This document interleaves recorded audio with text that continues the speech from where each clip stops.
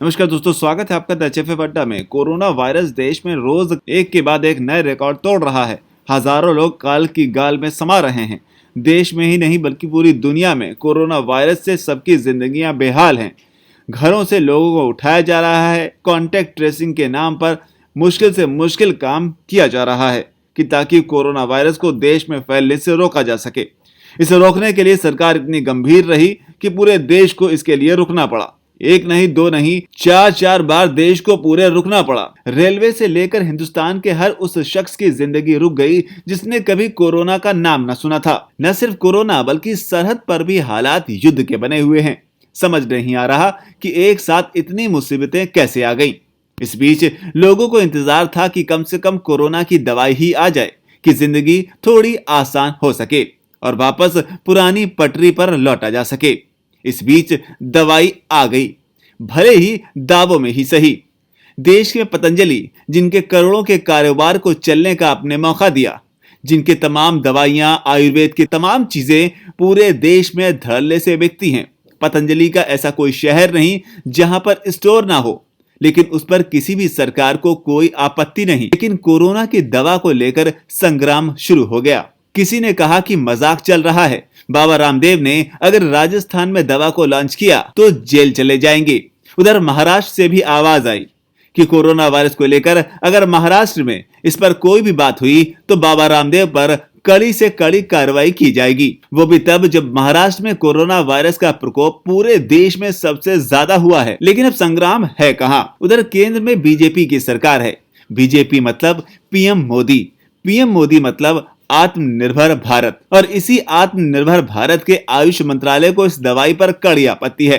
उसका कहना है कि साहब, आपने दवाई तो बना ली, लेकिन कम से कम हमें बता तो देते कि आपने जो बनाया है आखिर उसका नुस्खा क्या है। इधर रामदेव टीवी पर दवाई लॉन्च करते रहे, उधर आयुष मंत्रालय एक के बाद एक तमाम नोटिस जारी करता रहा कि आयुष मंत्रालय को जानकारी देनी चाहिए थी। इधर मामला गर्म हुआ तो सोशल मीडिया पर भी एक अलग ही तर्क चल निकला।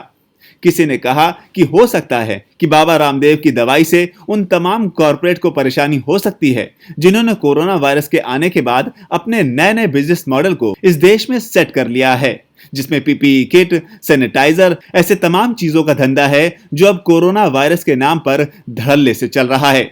ऐसे में बाबा रामदेव की एक गोली कहीं ऐसा ना हो इन सब पर ताला लगा दे। ये दावे सोशल मीडिया के हैं, हमारे नहीं। उधर बाबा रामदेव का दावा है कि उन्होंने सरकार से हर उस परमिशन को लिया जिसकी किसी भी रिसर्च में जरूरत होती है। लेकिन अब सबसे बड़ा सवाल यह है दोस्तों, देश में जब लोग कोरोना से त्राहिमाम कर रहे हैं, लोगों को दवाई का इंतजार है, ऐसे में एक झूठी ही दवाई सही जो कि आयुर्वेदिक है, इसके नुकसान के बारे में भी कोई खास तर्क सामने नहीं आए हैं। ऐसे में जरूरी ना होता कि इस दवाई की जांच कराई जाती, बयान देने के बजाय ये पता लगाया जाता कि बाबा रामदेव ने जो दवाई लॉन्च की है कि क्या वाकई उसमें दम है। क्योंकि ये बात है देश को वापस पटरी पर लाने की। उस दवाई की जांच की जाती, पता लगाया जाता कि इस दवाई में दम है तो इसे कैसे देश के ज्यादा से ज्यादा लोगों तक पहुंचाया जा सके। लेकिन बजाय इसके संग्राम सारा इस बात पर चल रहा है कि आखिर बाबा रामदेव ने ये दवाई बनाई कैसे, उसका फॉर्मूला तो बताओ। सरकारी अमला अपने तरीके से जांच कर रहा है, अपनी रफ्तार से जांच कर रहा है, उसके नतीजे जब आएंगे तब आएंगे।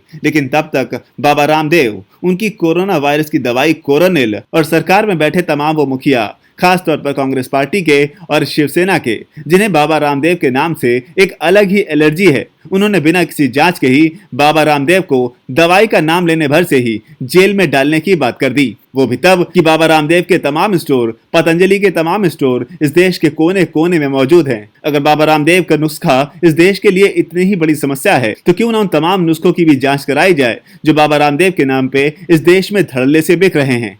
आपकी क्या राय है? अपनी राय नीचे कमेंट सेक्शन में जाकर जरूर लिखें। धन्यवाद।